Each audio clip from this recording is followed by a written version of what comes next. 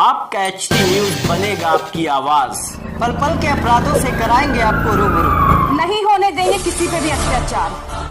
हम हैं आपके साथ और देखते रहिए एचटी। नमस्कार, मैं एकता आपका स्वागत कर रही हूँ एचटी न्यूज में। और आज हमारे साथ जो शख्सियत है उनके बारे में बताने की या फिर उनका इंट्रोडक्शन की जरूरत नहीं है, लेकिन फिर भी हम बताना चाहेंगे क्योंकि हमारे अंदर अगर जो चीज़ है वो है देशभक्ति। खून से ज़्यादा जो बहती है वो देशभक्ति बहती है। साहस, सेवा, सम्मान, ये जो शब्द है जो बिना कहे इंसान करता वो एक सैनिक है। और सैनिक का सम्मान जो है वो एक राष्ट्र नहीं, राष्ट्र में बसा हुआ एक एक इंसान करता है। ऐसी एक पूर्व सैनिक भी है। और राष्ट्रीय पूर्व सैनिक मंच का क्या उद्देश्य है? अजय जी को क्या ऐसा लगा कि उनको ये मंच बनाना चाहिए या लाना चाहिए? हम अजय जी से पूछेंगे और उनके बारे में भी जानेंगे और पूर्व सैनिक मंच के बारे में भी जानेंगे। पहले हम अजय जी जानते हैं। अजय जी, आपका स्वागत है एचटी न्यूज़ में। थैंक यू एकता जी। मैं अजय कुमार, राष्ट्रीय अध्यक्ष राष्ट्रीय पूर्व सैनिक मंच से बोल रहा हूँ। और इसका उद्देश्य क्या है? जैसे आपका नाम है एकता, एकता का मतलब है यूनिटी, तो आपका नाम ही इसको चरितार्थ कर रहा है। हम लोग एकता के लिए काम कर रहे हैं। राष्ट्रीय पूर्व सैनिक मंच ये कोई पार्टी नहीं है, कोई परिषद नहीं है, कोई संघ नहीं है, ये एक मंच है। अभी तक अगर आप देखें तो हिंदुस्तान में हमारे फौजियों के बहुत सारे संघ, बहुत सारे एसोसिएशंस बने हुए हैं जो कि अलग अलग क्षेत्रों में कार्य कर रहे हैं। अगर देखें तो कोई हमारे लिए वन रैंक वन पेंशन के लिए कई ऑर्गेनाइजेशन सामने आए। उसी तरह से देश के विभिन्न क्षेत्रों में हमारे पूर्व सैनिक काम कर रहे हैं। लेकिन हमारे जो सैनिक हैं वो ईमानदार हैं, कर्मठ हैं, लेकिन राजनीति से दूर रहते हैं। अभी तक वो मुख्य धारा में नहीं है। वो लोग कहते हैं कि राजनीति बहुत गंदी है, वहाँ पे बेईमान लोग रहते हैं, वहाँ पे भ्रष्टाचार है, लोग भ्रष्टाचार करते हैं, नेता लोग लोगों का पैसा खा जाते हैं। तो ये भ्रांतियां उनके बीच में हैं। अगर हमें किसी सिस्टम को दुरुस्त करना है, उसको सुधारना है, तो हमें उसमें अच्छे लोगों को लाना पड़ेगा। अब अच्छे लोगों को हम कैसे ला सकते हैं? एक तो हम मतदान करें, जो हमारे यहाँ अच्छा आदमी हो उसको, जो अच्छा नेता खड़ा हो उसको हम चुने। एक तो तरीका ये हो सकता है। और दूसरा तरीका ये हो सकता है कि हम सिस्टम में आ जाएं। सिस्टम में आने का क्या मतलब है कि जहां पे आपको लगता है कोई चोर बैठा तो वहां ईमानदार आदमी बैठा दीजिए, अपने आप सिस्टम सुधर जाएगा।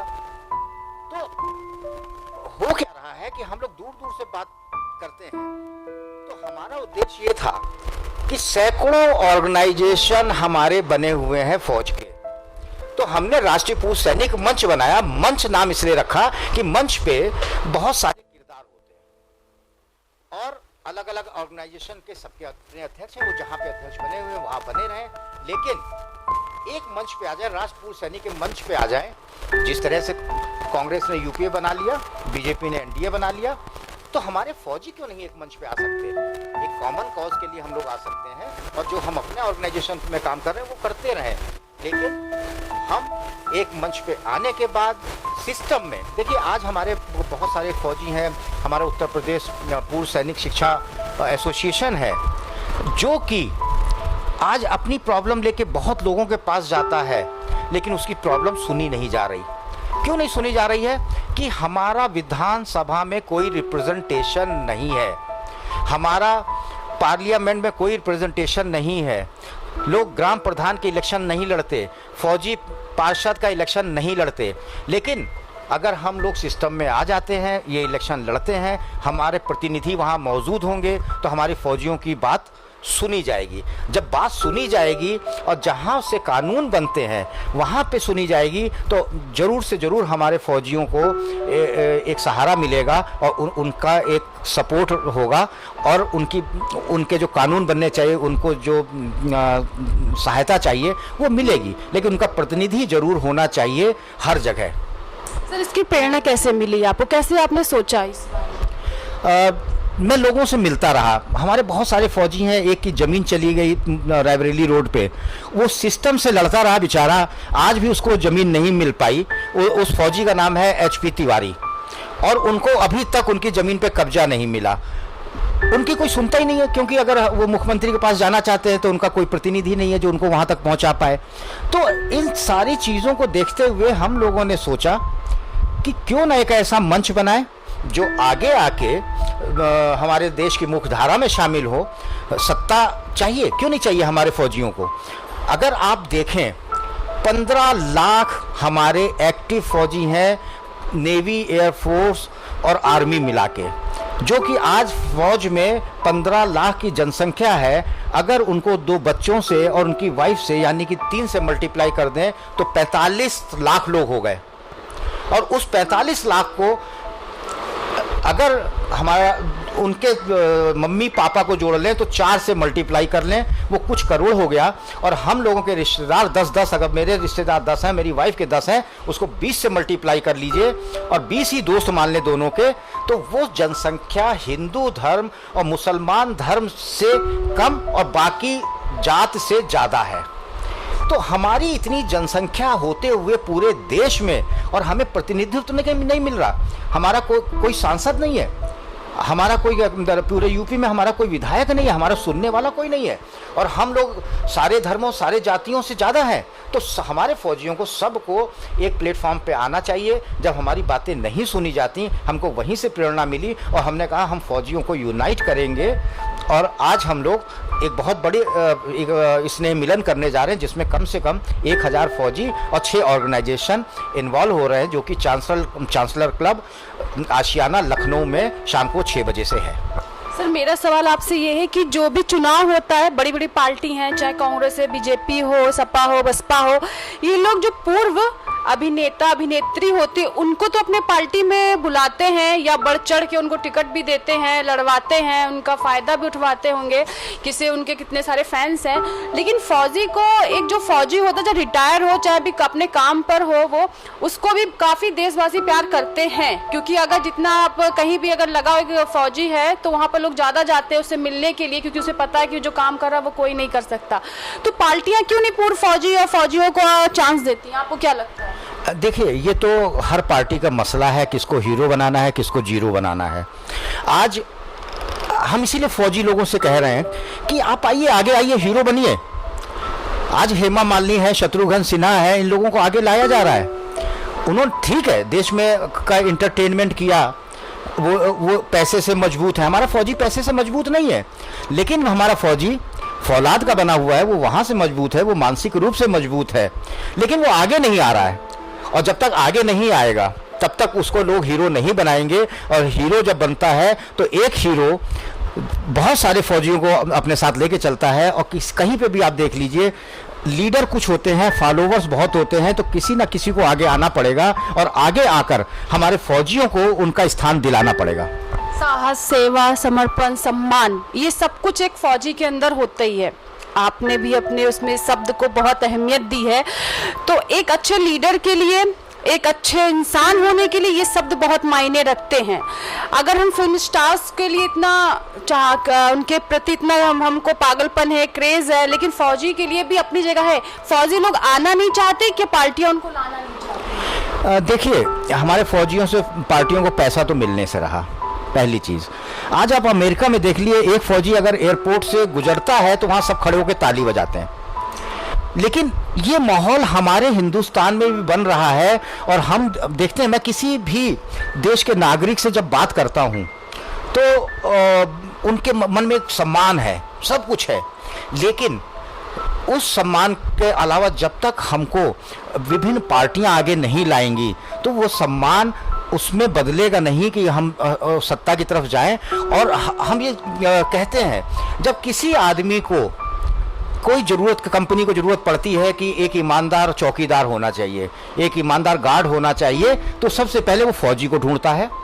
मेरे को मालूम है कि मेरे बहुत सारे बैचमेट अनिल अंबानी की कंपनी रिलायंस में इंजीनियर्स हैं, क्योंकि उनको भी वो प्रेफरेंस देते हैं फौजी को। हर जगह फौजी को प्रेफरेंस है। क्या ईमानदार, कर्मठ, पंक्चुअल आदमी हमको विधानसभा, विधान परिषद, पार्लियामेंट में नहीं चाहिए। यही ऐसी जगह है जहां पे हमें कोई रिजर्वेशन नहीं है। क्या हमारे नेता ईमानदार आदमी को, कर्मठ आदमी को, पंक्चुअल आदमी को वहां नहीं चाहते?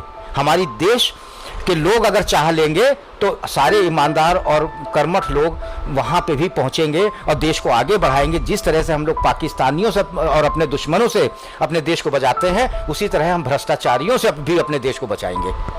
तो सरकार कहीं ना कहीं पूर्व फौजी, चाहे पूर्व हो या जो अभी भी है वर्तमान में अपना कार्य कर रहे हैं, उनको भूलती जा रही है।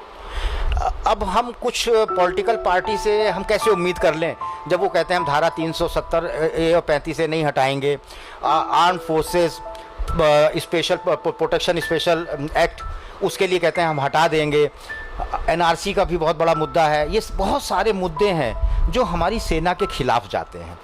तो हम क्या उम्मीद रखें? कुछ एक दो पार्टी हैं जो राष्ट्रवादी हैं, हम लोगों के भी साथ मजबूरी है, जो हमारे सेना के बारे में बात करेगा, सैनिकों के बारे में बात करेगा, हम वोट उसी को देंगे। हाँ, आज तक मेरा खुद का कहीं पे भी कोई सदस्यता किसी पार्टी की नहीं है, और हमारे बहुत सारे ऐसे फौजी हैं जिसकी कोई सदस्यता नहीं है, लेकिन जो हमारे लिए बात करेगा, हमारे फौजियों का वोट उसी को जाएगा। और ये जाहिर सी बात है, लोग जात और कास्ट के नाम पे वोट देते हैं, लोग धर्म के नाम पे वोट देते हैं, लेकिन फौजी का कोई धर्म नहीं होता। आज तक हम लोगों ने कभी किसी का धर्म नहीं पूछा फौज में, हम लोगों ने किसी की जात नहीं पूछी। तो एक हम ही हैं जो यूनाइट हैं, धर्म, जात, क्षेत्रवाद से दूर हैं, और जिसकी वजह से लोगों को, हिंदुस्तानियों को बांटा जा रहा है।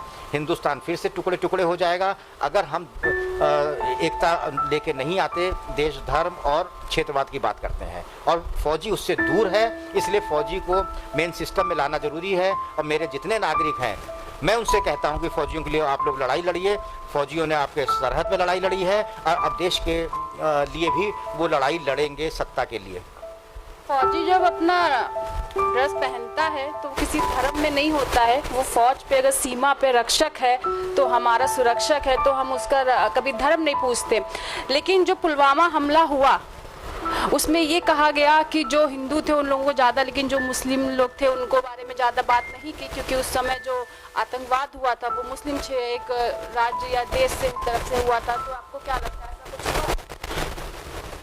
पुलवामा के बारे में पुलवामा के बारे में मैं कहना चाहूँगा, पहली चीज़ कि वहाँ पे जो लोग बात कर रहे हैं, वहाँ हिंदू के बारे में बात ज़्यादा की गई, मुस्लिम के बारे में नहीं की गई, ये सब गलत बातें हैं।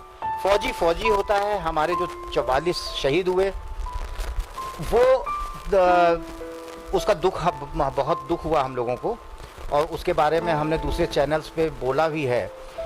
लेकिन लोग कहने लगे कि हमारी ये कैसे हो गया, हमारी खुफिया तंत्र कहाँ था, या हमारी सरकार कहाँ थी। देखिए क्या होता है, जो सुसाइड बॉम्बर होता है, जो मरने आ ही गया तो उसको कोई रोक नहीं सकता। हम इसका एक सबसे बड़ा आपको उदाहरण देते हैं।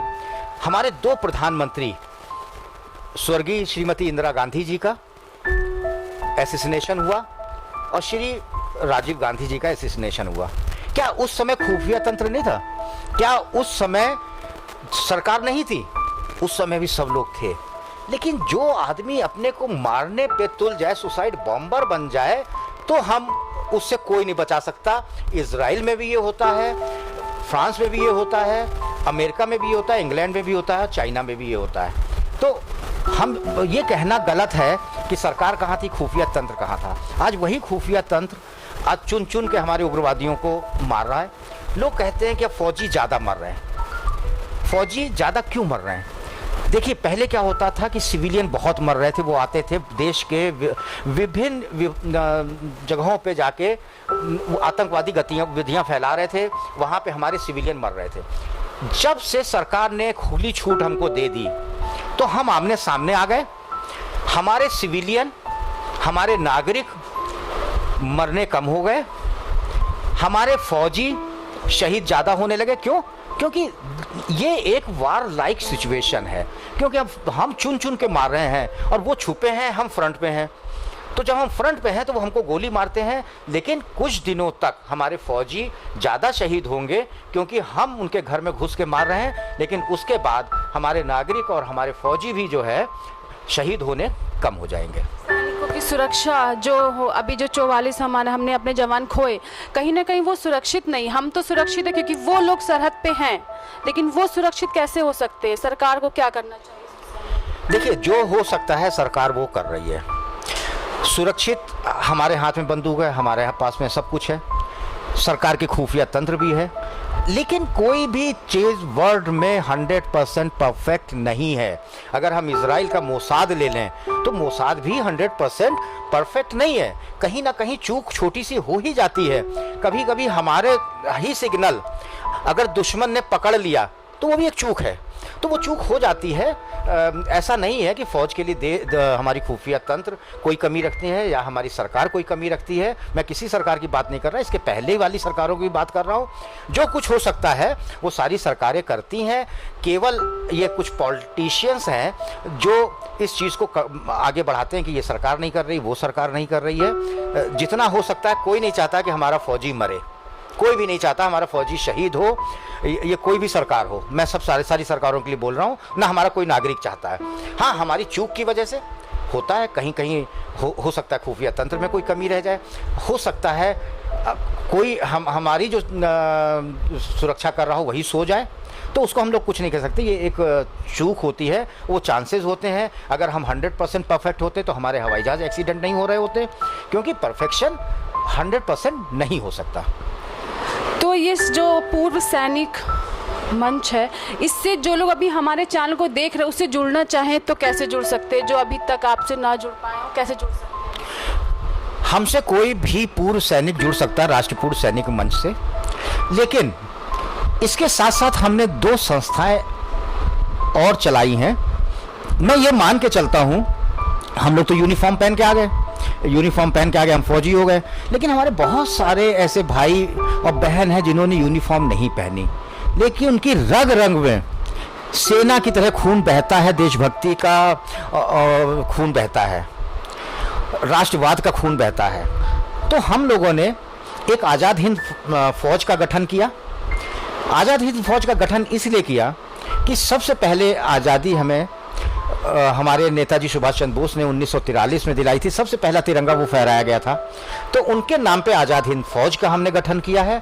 और उसमें हमारे सिविलियन भाई लोग हमको कांटेक्ट करके उसमें आ सकते हैं। और हमारी बहनों के लिए हमने रानी लक्ष्मीबाई सेना बनाई है। वहाँ पे जो हम लोगों ने सोचा है कि जैसे आपका नाम एकता है, तो आपके एकता के आगे क्या है वो नहीं लिखा जाएगा, उसमें लिखा जाएगा एकता जी लक्ष्मी, सुनीता जी लक्ष्मी, यानी कि ये डिनोट करेगा लक्ष्मी कि आप लक्ष्मी बाई सेना के अंग हैं।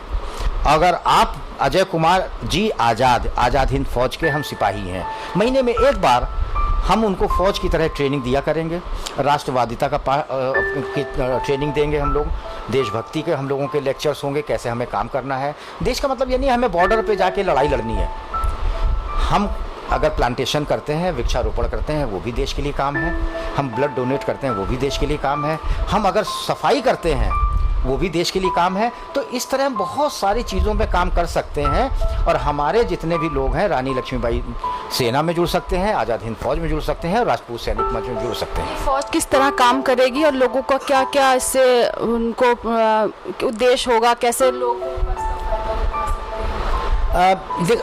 देखिए, इसमें केवल हम लोग जो काम करेंगे वो देश की सुरक्षा, देश की एकता, देश की अखंडता, और हमारे जो रोज़मर्रा के मुद्दे हैं, जैसे पोल्यूशन हो गया तो हमें ज़्यादा से ज़्यादा पेड़ लगाने चाहिए। आज स्वच्छ भारत मिशन बहुत अच्छा कार्य कर रहा है, उससे बीमारियां दूर होंगी, उसमें भी हम करेंगे। आज हमारे बहुत सारे लोग हैं, चाहे एक्सीडेंट होता है, ब्लड की वजह से उनकी डेथ हो जाती है, ब्लड डोनेशन का भी हमारा काम होगा।